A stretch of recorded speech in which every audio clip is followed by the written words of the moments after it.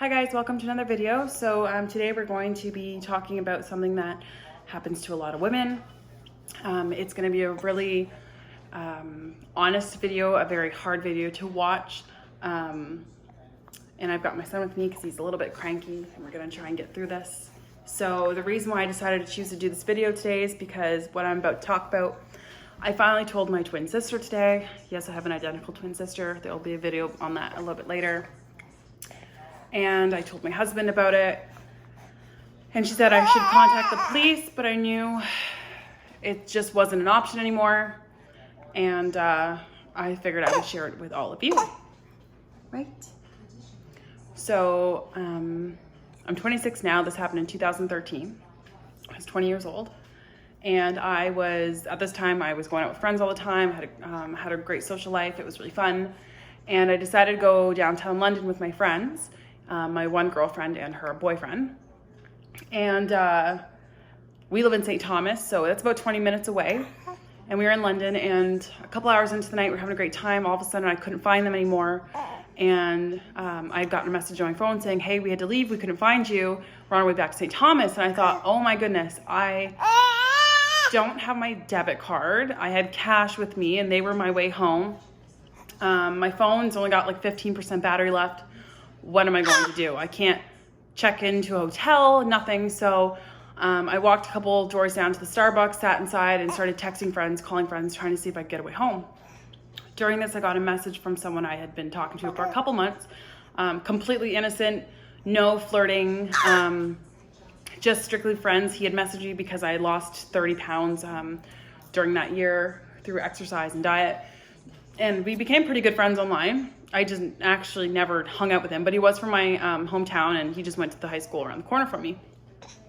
And he said, hey, how's it going? So I let him know how my night was going, that I was stuck. And he said, well, I just left a buddy's house in London. I'm just driving home. Do you want me to pick you up on the way through? And I thought, oh my gosh, thank God. Okay, yeah, that'd be great. Thank you. So he picked me up and he took the back way home. And I thought, okay, I don't know where he's going, but sure, whatever. We got halfway between St. Thomas and London, and we stopped on a side road, pitch black out. By this point, my phone was dead, and he knew that because when he picked me up, I told him, sorry, I couldn't message you the last couple messages. My phone died. So it's pitch black out. We're by the dump between St. Thomas and London, and he turned the truck off, and I said, what's going on? And he just undid his pants, and I said, no, I'm not, we're not. That wasn't the point of you picking me up. I really I don't feel comfortable doing this. No. And he unlocked the doors. He said, well, you can either get out and walk your ass the rest of the way home, or you can, I won't say the exact words because I have my son in front of me. And I sat there frozen, and I thought, is this actually happening? Like, is he being serious? And I said, oh my God, can we just go? He said, no, I'm not starting this truck until you either take option 1 or option 2. And I thought, I'm in the middle of nowhere. It's pitch black out. My phone is dead. I don't know how long it's going to take me to get to the nearest road where people will be. Probably about 45 minutes. It's at least a 2 to 3 hour walk home. It's 1 o'clock in the morning. Or I have the other option, which I definitely do not want to do because I did not like this guy that way. It was never an option for him. I made it very clear when we first started talking, hey, I'm not looking for anything. And he said, then you can get out and walk. And I started crying. And he's like, well, then you can do option B. I hope a lot of you don't comment and say you should have gotten out of the car and walked, because I couldn't see anything where I was. There was no street lights. We were in the country. I had no phone. It was 1 o'clock in the morning. God only knows that I could have ended up in a ditch dead, or the same thing happening, and whatever, I don't know. So I went with option B, and the entire time, so vivid in my head, I hated every single millisecond of it. I felt so disgusted with myself. I was so mad at myself for going out that night. I was so mad at myself for saying, yes, come pick me up. I was so mad at myself for every little bit of detail leading up to this moment, as if it was my fault. And when everything was done, he drove me the rest of the way. It was silence. There was no music on. He dropped me off at home. And then I know, honey. That night, he blocked and deleted me off Facebook, blocked and deleted me off Instagram, and blocked my number. I went home and immediately jumped in the shower. I cried that entire 10 minutes. My mom came upstairs and was like, why are you showering so late? And I said, I just felt like showering. I spilled some drinks on me. I went to bed that night feeling like, did I just dream that all that happened? Woke up the next day and I wanted to tell my mom so desperately. But I just thought, what's the point? I wanted to call the police, and I thought, all they're going to think is this was some drunk girl who probably doesn't remember saying yes. This was some drunk girl that was given a second option. This was some drunk girl that gave in and finally said, fine. I never told anyone for those reasons, because I know if anyone asked him, he would say, no, she definitely wanted it. She told me that. She told me to pull over. She's the one who initiated it, not me. So a couple years went by, and then I never saw him. I just kind of buried it deep down, never told anyone. And then a guy that I was dating before my husband, we were in the grocery store in the mall, and I guess they knew each other from something, I'm not sure what. And he started talking to him, and then he looked at me, and he knew immediately who I was. And he looked at me like, don't you dare say a word. And I didn't. And we were done. They left. I went to my boyfriend's car, and he's like, what's wrong? And I said, nothing. He's like, what's wrong with you? I said, nothing's wrong. Nothing. I don't want to talk about it. I said, can you please just take that guy off Facebook? Just please, just don't talk to him. So why? And then it was like 2 years of emotion honey, just completely poured out of me, and I started bawling. And when I say bawling, I mean can't catch my breath bawling. He said, you need to tell the police. And I said, why? What are they going to do? They're not going to do anything. It's 2 years ago. There's no way to prove that I didn't say no. There was nobody around. And after that, it just wasn't brought up again. And then today I finally told my twin sister. My husband found out, and she said the same thing, talk to police. But I mean, I couldn't, I can't. What are they going to do? Now, I won't say who this guy was. I mean, he now has a child, and I don't know if he's married or whatever it is, but I do have friends that know him, and how shitty is it to say I don't want to ruin his life now when he took a piece of me that I will never get back? Because after that, I wouldn't take a cab anywhere. I wouldn't accept rides home from anyone except for a girl, even if it was someone that I'd been friends with for years.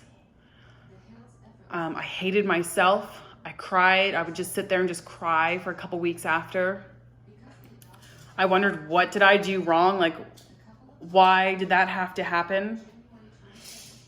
And there are so many women put into this situation, and that's why it's so shitty. Because there's going to be that one person that comments, you could have just walked home. As if walking home in the pitch black at 1 o'clock in the morning, no phone, no money, nothing, was a better, when I look at it now, maybe it was a better option, but look at it from the point of view of a 20-year-old girl who was just trying to get home and thought that she was getting a ride home from a friend. That's what happens. And it makes me so angry that that's something that we have to worry about. And that if I told the police, the first thing they would say was, well, are you sure you didn't say yes? Because you did have a few drinks. Maybe you don't remember. Why didn't you just walk home in the pitch black with no phone by yourself in the country with no lights? You could have just demanded that he drove you home. No, I couldn't. It was his car. He could have kicked me out if he wanted to. So to any woman that this ever has happened to, I am so deeply sorry for you. I am so, so sorry. And if you need to talk to someone, or if you have never talked to anyone, message me, talk to me about it, because I will be here for you. I will be your ears, and I want to know what happened, because somebody needs to be there for you, because it's not something that you can just keep inside. Because it's so unfair that women can't even accept a ride home from a man without thinking Am I going to get home safely even though I know this person or I thought that I did? So I'm so sorry to any woman this has ever happened to. And it makes me angry that all I can think is I don't want to tell him now because he has a life and I don't want to ruin his life. As if mine's not as important as his. As if that piece that he took from me isn't as important as his. So that's what I wanted to share today. I hope that if there is a man watching this, that you can really see what that can do to a woman and what that takes from her. And I hope that you are the kindest, most gentle person in the entire world and that you treat women with respect. And if you're a woman watching this, I hope you can do the same to a man, because there are men that have this happen to them as well. And it's very unfair as a society that we look upon that as it's not as important as what happens to women, because no matter who it happens to, it takes something from that person that they are never going to get back.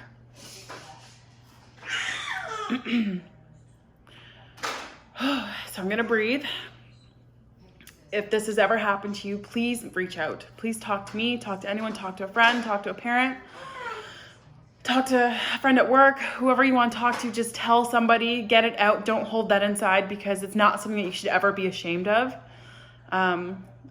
Unfortunately, it is something that happens to a lot of people, and we need to come together and be able to talk about these things to make sure it doesn't happen to anyone else. I'm lucky now to have someone in my life who treats me with respect and kindness and would never put myself or any other woman in that situation. And I know that our kids will be raised to treat other people with complete respect, and that they aren't something that you can just use and then throw away like garbage.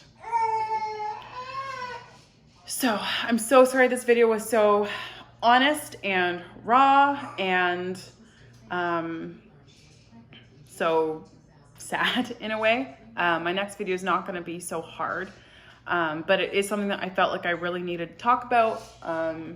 It's almost therapeutic putting it out there, finally saying it, because it's something I've held inside for so many years that I was just embarrassed to talk about, but I shouldn't be, because what that man did to me should have never happened.